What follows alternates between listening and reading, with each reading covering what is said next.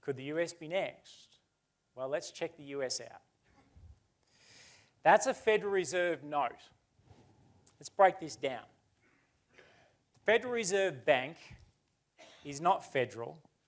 They have no reserves, and it's not a bank.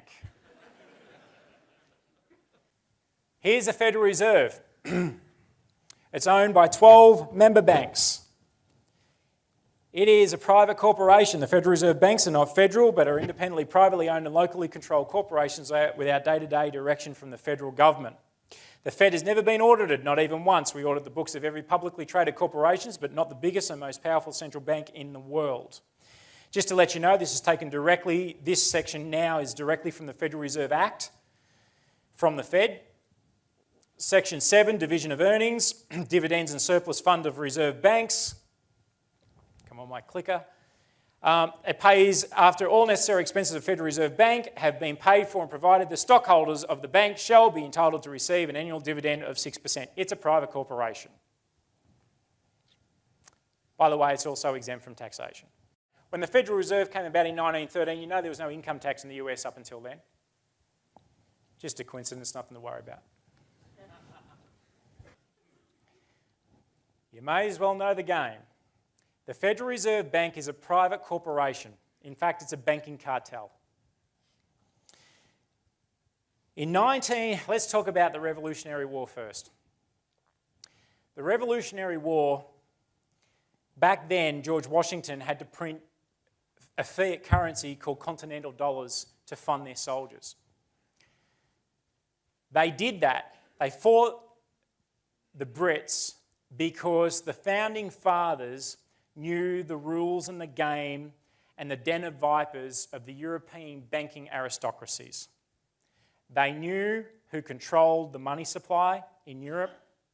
They knew that the most powerful beings on the planet weren't the politicians, wasn't the kings or the queens, it wasn't your prime ministers or your presidents, as the people that own and control the money supply. Full stop. Do not pass go, do not collect $200. America, they wanted as a republic. And the founding fathers wanted their system based on sound principles, sound economic thought, and sound money. And they fought the Revolutionary War over that. They won the battle, but down the track, I'm going to let you know that they lost the war. Then we go to the Civil War, about 1876. Abraham Lincoln then printed the greenback to fund the war. The greenback wasn't backed by anything back then, and then that went into a hyperinflation. So the US has had 2 hyperinflations already. Been through it. Currency's gone. In the 1890s, it was a tough time in America. In fact, they had gold bimetallism up until then, up until 1873. And that was gold and silver, because the founding fathers, when they wrote the Constitution in America, made sure that they put in there that gold and silver were money and legal tender. That's in the American Constitution. The banking cartels, there's been this war that's gone on since the ages there's a cycle. It's called quality money. Every government starts off that way. Every nation starts off that way. Until when? Until the governments or the controllers of that country can hoodwink the public and get you into what you call quantitative currency. That way they can rob you through inflation and control what's going on. Until when?